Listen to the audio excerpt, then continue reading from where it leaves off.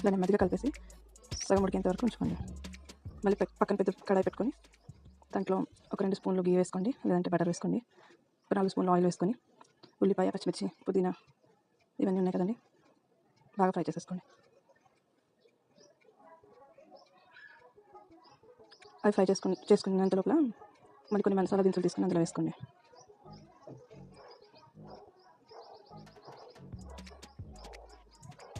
బాగా ఫ్రై అయిన తర్వాత ఇప్పుడు చికెన్ తీసి బయట పెట్టేసుకోండి. మళ్ళీ అందులో ఒక టేబుల్ స్పూన్ అల్లం వెల్లుల్లి పేస్ట్ వేసుకోండి. అంత బాగా ఫ్రై అయినాక చికెన్ అంతా అందులో వేసేసుకోండి. బాగా కలుపుకొని మూత పెట్టేసుకోండి. ఒక 5 to 10 minutes సిమ్లో పెట్టి బాగా ఉడికిన తర్వాత తీసి మళ్ళీ కలపండి.